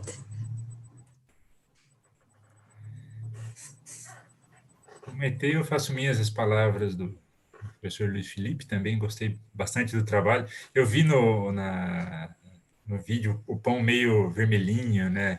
Parecia pão de beterraba, assim, deve ter ficado interessante. Mas a minha questão, na verdade, é uma dúvida que me surgiu olhando para os seus gráficos, né? Você tem os gráficos com a concentração total de fenólicos, que à medida em que você vai colocando mais extrato, é crescente. Então, até aí vai tranquilo. E você tem alguns gráficos de capacidade antioxidante em que essa curva é decrescente. O gráfico 3, 3.1, 3.2, essa curva é crescente com a substituição, mas os outros ele é decrescente. Eu fiquei na dúvida, mas não é tudo capacidade antioxidante? O que está acontecendo aqui, né? Por que alguns essa curva é crescente e outros é decrescente? A parte do ABTS, né, que a curva é decrescente, é por conta da metodologia mesmo, que quanto maior a atividade antioxidante, menor é o sinal que ele dá. Ah, tá. Então, quanto menor, melhor a coisa. Isso. Então, tá certo. Não, era essa a dúvida que eu tinha, né? Só da leitura aqui. Mas acho que me escapou, talvez. Deve ter explicação aqui. Eu não... Mas é isso. Parabéns pelo trabalho. Muito bom. Obrigada. Obrigada, Maitê. Por favor, Natália Gabriele Camparotto. Oi, boa tarde a todos. Meu nome é Natália, orientanda da professora Patrícia Prediger, e nosso trabalho se refere à preparação de nanoscompósitos baseado em nanocelulose e óxido de grafeno, sua caracterização e aplicação na remoção do corante Basic Blue 7 em água. Então, nos últimos anos, o óxido de grafeno, o GO, ele tem sido aplicado na remoção de diversos poluentes em água devido às suas propriedades químicas, elétricas e alta área superficial. Já a nanocelulose cristalina, a NCC, ela é produzida a partir da celulose, que é um polímero natural abundante e biodegradável. Então, esses dois nanomateriais têm sido muito usados para a dispersão de poluentes em água. A ocorrência de corantes e derivados em amostras ambientais destaca a ineficiência dos tratamentos empregados atualmente no país. Então, neste trabalho, a remoção do corante Basic Blue 7, ela foi avaliada pelo nanocompósito na proporção de 70% de nanocelulose e 30% de GO. Então, as suspensões de GO e de nanocelulose, elas foram misturadas e levadas ao ultrassom e armazenadas para o uso. Algumas caracterizações dos materiais foram realizadas, em destaque a microscopia de força atômica, a FM, e a difração de raios X, DRX. Então, a FM, ela analisou a morfologia e determinou o tamanho dos materiais. Então, a nanocelulose, ela exibiu na FM um formato de agulha curta e fina, com um comprimento médio em torno de 200 nanômetros de comprimento, A imagem do GO, ela mostrou folhas monodispersas que têm um comprimento médio em torno de 1 micrômetro. Então, através da análise de DRX realizada, foi possível analisar os planos catalográficos dos materiais. Então, a cristalinidade da nanocelulose foi de 70%, de acordo com o reportado na literatura. E para o GO, o valor de θ indica uma distância intercamada em torno de 0,83 nanômetros, que confirma a presença de grupos oxigenados, indicando a oxidação efetiva do grafite. Então, no espectro dos nanocompostos, foi possível verificar picos referentes a ambos os materiais. Então, na otimização, diversos parâmetros em testes de batelada foram analisados, Então, a dispersão do corante pelo nanomaterial, ela foi instantânea e as melhores condições experimentais foram em concentração de nanomaterial de 0,1 mg por ml, tempo de solidificação de 2 minutos, concentração de corante a 100 mg por litro, pH 6 a 25 graus Celsius. Então, o modelo de pseudo segunda ordem, ele se adequou aos dados experimentais, né, indicando que o processo de adsorção está ligado ao adsorbato a mais de um sítio ativo de adsorvente. Então, o modelo de Regli-Peterson descreveu a isoterma do processo, sugerindo que as interações adsorvente-adsorbato ocorrem monocamada e multicamadas. Então, os parâmetros termodinâmicos indicaram que a adsorção ela é um processo isotérmico e favorável. Então, em um fluxo contínuo, o compósito também foi eficiente, né, na remoção do corante, indicando um processo favorável, e esse resultado ele é muito importante quando pensamos na aplicação do material em uma escala real. Então, a síntese do GO e caracterização dos materiais foi possível. A capacidade máxima de adsorção obtida no estudo foi de 2.309 mg por grama, um valor muito superior ao encontrado na literatura para outros adsorventes, como um polímero microporoso, esfera de quitosana. E o artigo referente ao trabalho já vem sido redigido. É isso, agradeço principalmente ao PIBIC, né, nosso grupo de pesquisa, o Laboratório Lacom, em especial a professora Patrícia Prediger e a Paula Maiara, que me orientaram nesse trabalho, e aos espectadores. Obrigada. Obrigada, Natália. Professores? Natália, parabéns pelo seu trabalho. Acho que o seu trabalho foi bem redondinho, assim, a gente vê é um trabalho de adsorção bem feito, né, com toda a caracterização, a curva de ruptura, a curva de equilíbrio, análise dos parâmetros termodinâmicos, que está na apresentação, mas não está aqui no texto. Então, foi bem interessante. E é um problema com esse dos resíduos, dos corantes, que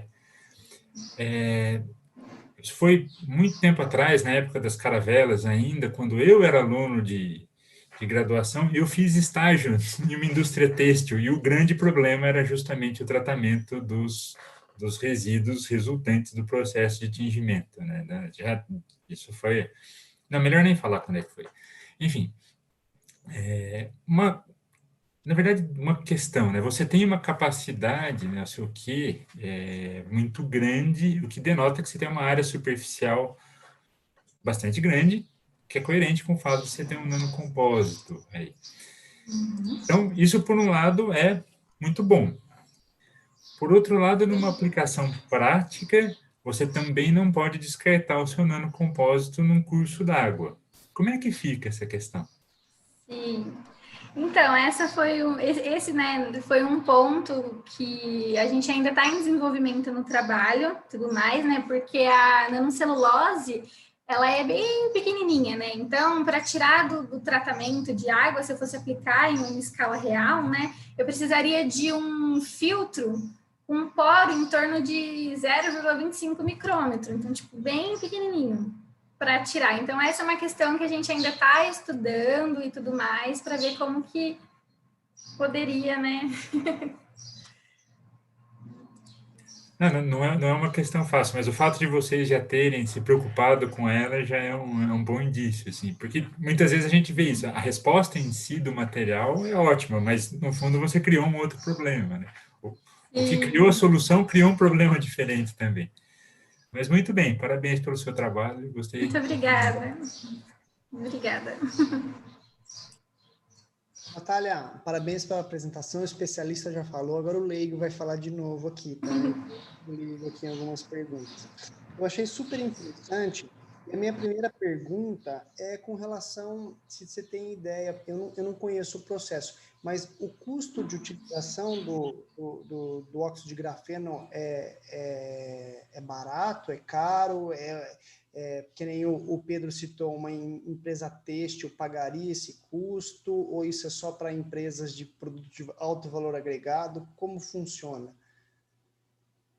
Então, a síntese, a preparação do óxido de grafeno em si, ela é um processo barato, assim, porque usamos reagentes baratos para para fazer o material, né? E a nanocelulose, ela também tem um custo muito baixo, né? Porque ela é extraída da celulose e tudo mais. Então, eu acho que seria... Você pode repetir a pergunta, por favor? Na realidade, por exemplo, se o seu produto funcionar, se você fosse implementar tecnologia numa indústria têxtil, que nem o Pedro falou, você vai ter que colocar o produto, certo?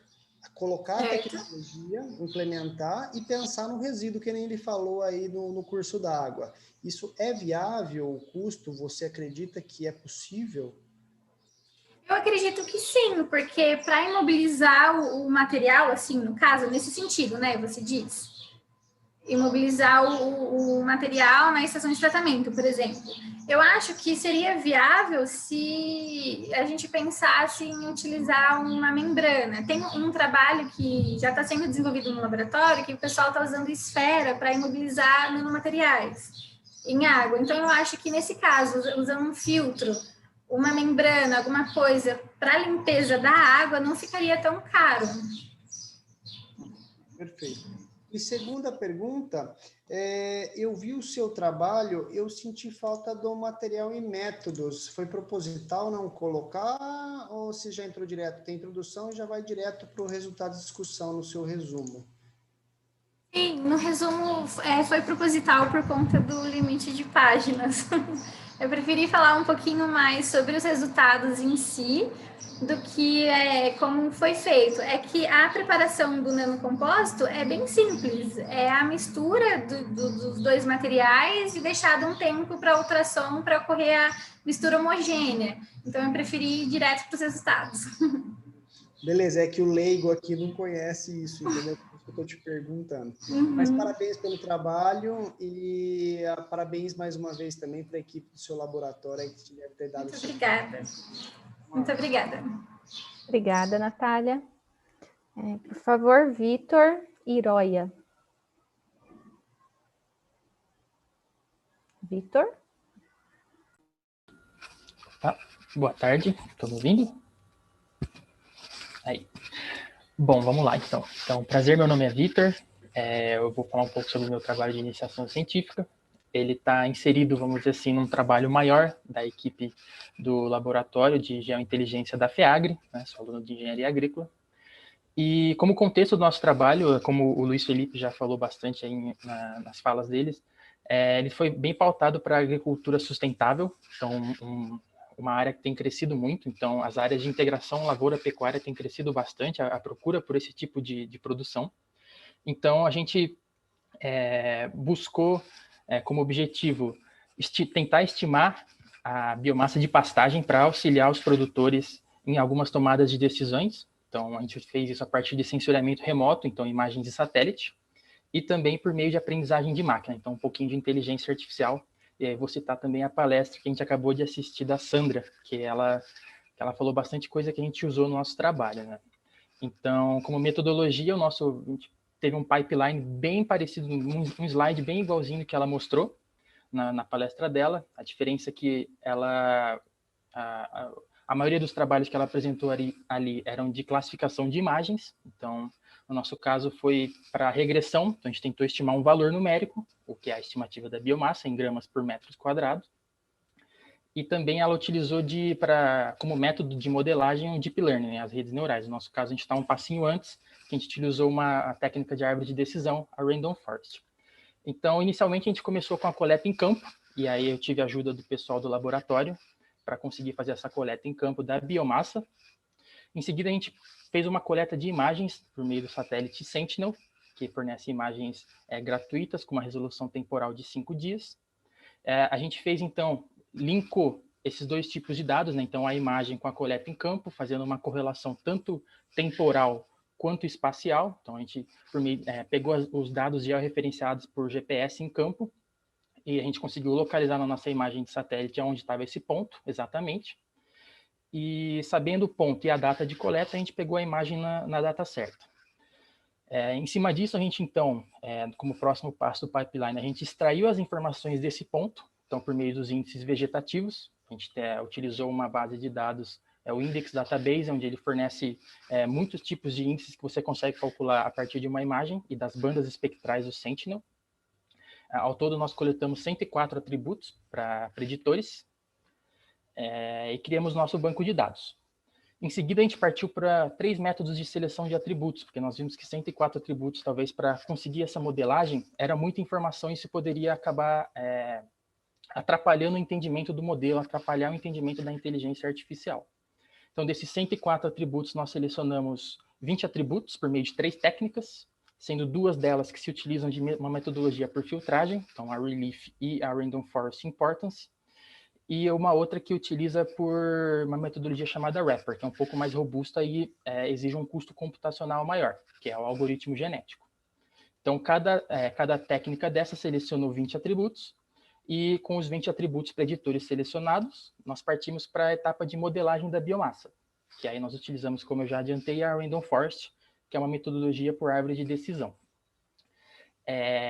Feita a modelagem, então, nós partimos para avaliação, com os valores de referências que nós fizemos a coleta em campo também, né? Nós separamos um conjunto de treino e um conjunto de teste. O conjunto de treino nós utilizamos para treinar o nosso modelo e avaliamos o nosso modelo no conjunto de teste. Como métricas, nós utilizamos o erro absoluto médio, o MAI, e a raiz do erro quadrático médio, o RMSE. Bom, como principais resultados, nós tivemos que os 4 modelos que nós criamos, né, utilizando as 3 técnicas de modelagem, de seleção de atributos que eu citei, e também o modelo onde nós utilizamos todos os 104 atributos para a gente conseguir ter uma base de comparação, nós tivemos que as 3 técnicas de seleção de atributos obtiveram resultados menores do que quando erros menores do que quando utilizado todos os atributos. Então, isso foi um resultado positivo, que mostrou que foi eficaz nossa seleção de atributos. Ela realmente contribuiu para a melhora do desempenho do modelo. E também tivemos dos 20 atributos que elas selecionaram, tiveram alguns pontos interessantes, onde a gente percebeu que todos os atributos que elas selecionaram utilizavam bandas espectrais do Sentinel que estavam na mesma região ali. Então, o verde, vermelho e principalmente as regiões do infravermelho próximo, Red Edge 1, Red Edge 2, que são bandas bem características do Sentinel e bandas que cobrem uma região do espectro onde a planta possui um comportamento característico. Então, a gente percebeu que a eficácia, não só na questão de acurácia do modelo, mas também de as técnicas selecionarem as bandas que realmente fazem sentido e se correlacionam melhor com a biomassa, que no caso é a nossa variável de estudo. Acredito que seja isso. Então, agradecer a oportunidade por estar aqui apresentando o nosso trabalho, agradecer ao apoio do laboratório de geointeligência da FEAGRE, que me ajudou bastante, como eu falei no início, com as coletas de campo, e as minhas orientadoras, tanto a Gleice quanto a Aline, minha co-orientadora. Muito obrigado. Obrigada, Vitor. Professores?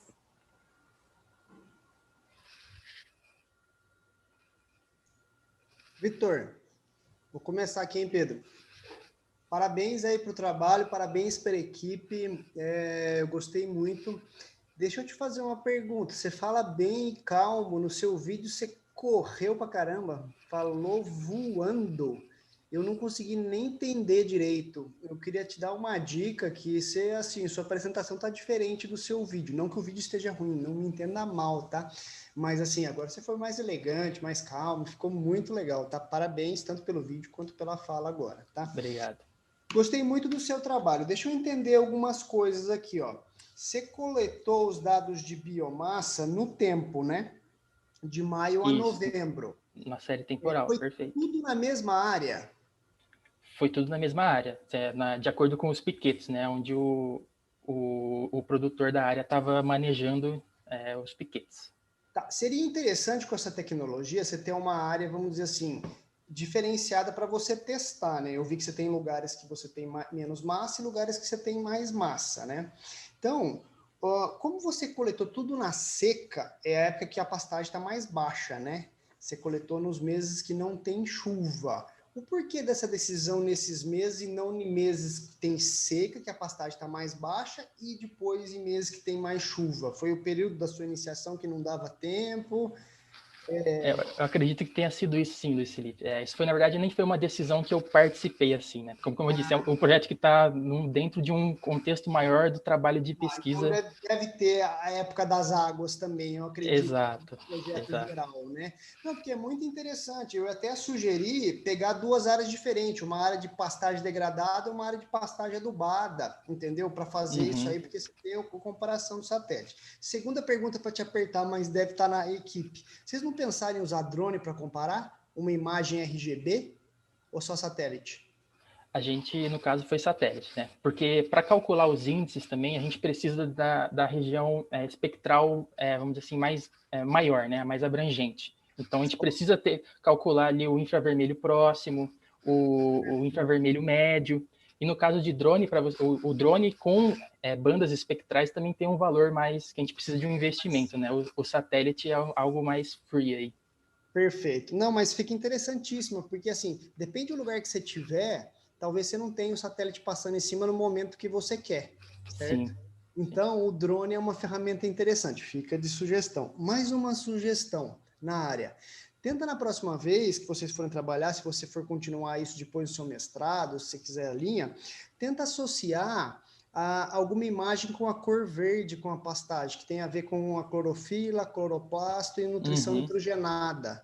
Dá para você separar as bandas de cores também. Isso tem uma correlação fantástica com biomassa, tá? Dá para aprender bastante coisa aí. Mas eu acho que eu já falei muito aqui. Fica meus parabéns pelo trabalho aí, e para a equipe, eu acho que temos uma tendência muito grande aí em fazer manejo agrícola baseado em imagens no futuro próximo. Tá bom? Obrigado pelo feedback. E até você falou do meu vídeo, né? Foi realmente um desafio criar o vídeo. E o vídeo, na verdade, ele está adiantado. Porque eu não consegui realizar nos 3 minutos, se eu não me engano, 4 minutos. E aí eu tive que dar uma adiantada na velocidade. Então, acho que é por isso que pode ter ficado essa velocidade mais eu acho melhor você cortar e falar mais do jeito que você falou na sua apresentação, que você fala muito bem. Né? Tá, obrigado. Um abraço. Você renderizou o vídeo, fez uma... Você é desonesto. Não, Vitor, eu gostei bastante do seu trabalho, está completamente fora do que eu faço, por um lado, mas, por outro lado, o meu sogro é engenheiro agrônomo, então eu tenho sempre algumas coisas que eu acabo ouvindo de orelhada, e ele, apesar de não trabalhar mais, né, ele sempre está falando dessas novas tendências, das novas tecnologias, né? Então foi uma coisa bem bacana. Só uma questão que eu fiquei curioso, sempre existe eu lido com alguns sistemas que têm um desvio experimental maior do que os meus colegas utilizam, né? Então, um sistema orgânico tem um certo desvio numa medida, um sistema biológico tem desvios muito maiores, então, dependendo da medida que a gente faz, a gente tem naturalmente um desvio experimental grande. Eu vi que você tem desvios padrão da ordem de metade do valor que você está lendo, né? Você fala de 350, quase 346 pontos amostrados ao longo do tempo. É uma quantidade muito grande. E isso é massa por área. Mas isso é feito... Como é que...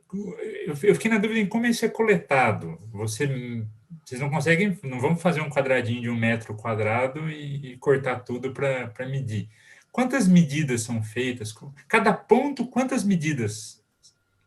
A quantas medidas corresponde? Boa.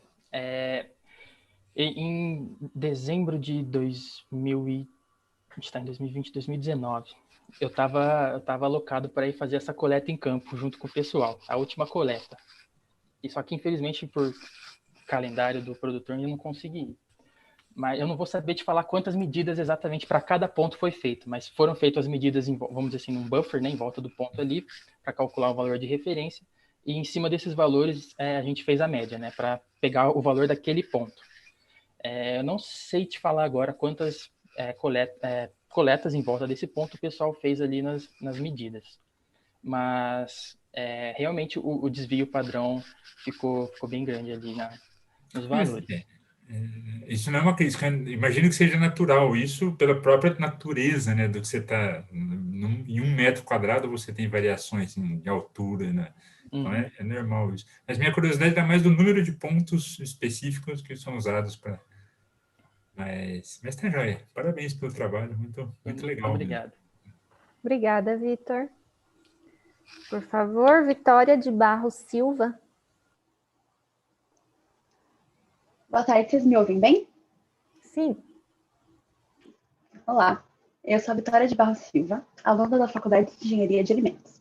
Eu quero começar essa apresentação agradecendo ao PIBIC e ao SAI pelo patrocínio, a professora doutora Lilian Regina de Barros Mariucci, minha orientadora, e a doutora Marcela Camargo Marques pela coorientação e coautoria. Essa pesquisa teve como objetivo geral desenvolver um corante estável de antocianinas associadas às proteínas da clara do ovo para ser aplicado em iogurtes. A extração seletiva de antocianinas do repolho roxo e a associação dessas com as proteínas da clara do ovo seria feita para realizar esse objetivo geral. O meu trabalho se baseia em 3 pilares. O primeiro seria aproveitar alimentos desperdiçados, pois um grande problema mundial atualmente são as perdas de alimentos durante a cadeia de transporte, armazenamento e exposição ao consumidor. O segundo pilar seria fornecer uma alternativa ao corante artificial, que é uma demanda dos consumidores. Esse trabalho aborda a copigmentação intermolecular entre as antocianinas do repolho roxo e as proteínas da clara do ovo, no caso a majoritária, que é a albumina. O repolho roxo utilizado seria obtido de parcelas da produção que seriam descartadas por não estarem íntegras ou que apresentaram reduzida aceitação pelo consumidor, mas que estejam com qualidade nutricional preservada e aptos ao consumo humano. As antocianinas são compostos fenólicos que possuem cor variável com pH. Elas possuem cores brilhantes e são solúveis em água. A sua estabilidade varia com a temperatura, com a umidade, o pH, com a estrutura do pigmento e a sua exposição ao oxigênio. Elas conferem a coloração rosa, vermelha, roxa, azul a flores, frutos e vegetais e flores. E por que a gente escolheu o repolho roxo? Esse vegetal tem maior teor de antocianinas e antocianinas aciladas, que tem cromóforos mais estáveis, pois essa copigmentação intramolecular da antocianina com os copigmentos dificulta a conversão das formas coloridas para a forma incolor. Os cromóforos são as partes das moléculas responsáveis pela cor. Porém, elas seguem sendo pouco estáveis para serem utilizadas como corante, pois possuem baixa estabilidade em solução. E o teor de antocianinas do repolho roxo pode variar com o cultivo e a maturidade dos frutos analisados. O terceiro pilar da pesquisa é o que a gente pode fazer para estabilizar. A interação entre as moléculas de antocianinas e de outros compostos por ligações de hidrogênio e por interações apolares, que é a copigmentação intermolecular, aumenta a estabilidade do complexo formado durante o processamento e armazenamento. Isso possibilita a criação de um corante mais estável. As proteínas podem ser utilizadas para essa função, pois elas têm múltiplos sítios de ligação para polifenóis, e elas os sequestram.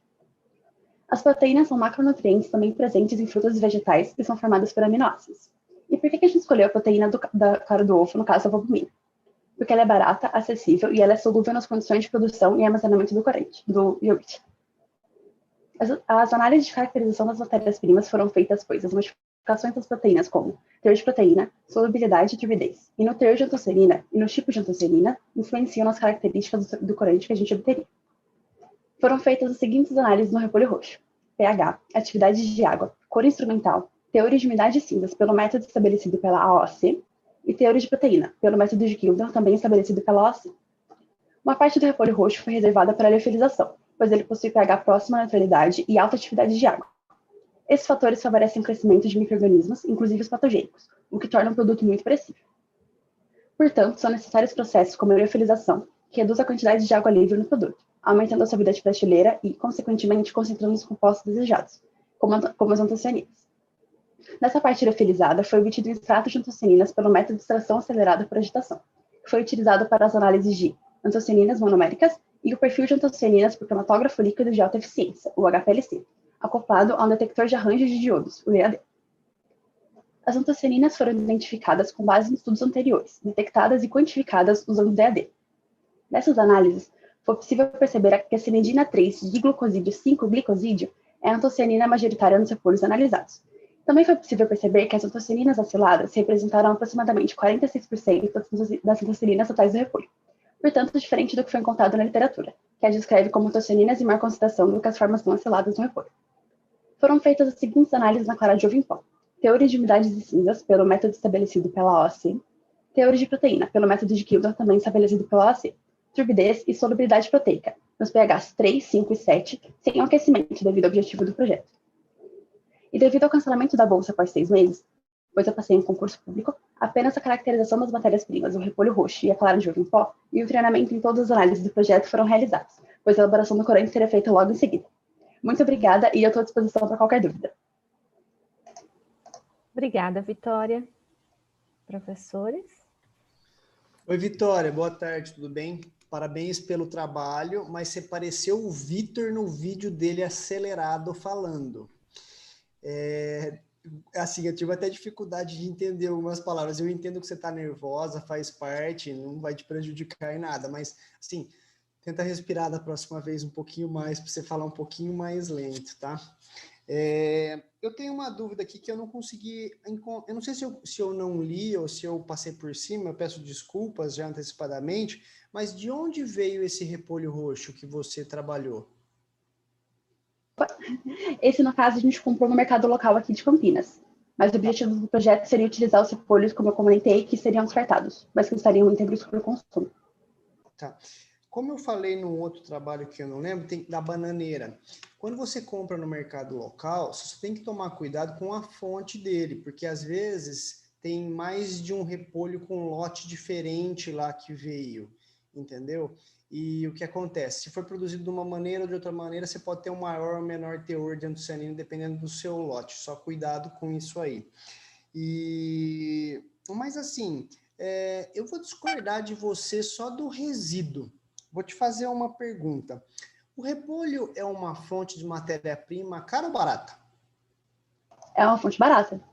Uma fonte barata. O repolho ele tem muita antocianina. Nós deveríamos consumir mais repolho, principalmente repolho cru. E se a gente conseguir consumir ainda microverdes, as microgreens do repolho, tem 40 vezes mais antocianina que a contraparte adulta. Então fica uma dica de trabalho aí, você trabalhar com a fase mais jovem do repolho. Mas por ser uma fonte barata, eu acho que você poderia até utilizar o repolho sem ser o resíduo, porque às vezes você pode ter oscilação na sua amostra, no seu produto com resíduo. Usar a fonte de repolho mesmo com as plantas inteiras, ou vamos dizer assim. Mas eu entendi o seu trabalho. Bem interessante, uma pena aí, ou não, né? Porque você passou num concurso público que não conseguiu finalizar. Parabéns pelo trabalho. Muito obrigada. Vitória passou num concurso público e acho que foi contratada antes de haver o congelamento das contratações todas aí, né? Isso mesmo. Ou seja, foi bem em cima da hora. Eu também concordo que foi uma pena, eu queria ver a continuidade do trabalho, e a minha pergunta é se vai haver, não logicamente conduzida por você, porque agora você está em outra, mas se o laboratório vai continuar alguma coisa nessa área, você sabe se eles pretendem, se vão parar? Parou a pesquisa? Parou a pesquisadora? Parou a pesquisa também? Então, só parou a pesquisadora. A minha co-orientadora vai continuar esse projeto. Ah, tá. Não, interessante. E uma pergunta, você usou ovalbumina para... Você colocou a solubilidade da ovalbumina em porcentagem? Porcentagem do quê? Eu não entendi o valor que você coloca nas tabelas. A porcentagem da proteína que está solúvel naquela quantidade que a gente analisou. Então, a gente fez todo o processo para solubilizar ela, depois a gente filtrou a parte que não estaria solúvel e analisou só a parte solúvel, só o líquido mesmo. Tá. Não, aqui já vi solubilidade ser expressa assim, você sempre precisa tomar um cuidado muito grande de sempre falar quanto você tentou solubilizar em quanto de água, porque senão o dado fica sem sentido, né? Até 10% não tem sentido nenhum, porque o dado de solubilidade mesmo deveria ser expresso em massa por volume, massa por massa, alguma medida assim. Mas está certo. Então, boa sorte, né, no novo emprego aí. Muito obrigada. Obrigado. Obrigada, Vitória. Obrigada a todos os alunos. Chegamos, então, ao final dessa sessão. Agradeço novamente aos professores por dispor o tempo, colaborando aqui com a gente em mais um ano. E, novamente, aviso que no dia 3, amanhã, né, já teremos o encerramento e anúncio dos 20 melhores trabalhos de todas as áreas do conhecimento. É isso, pode interromper a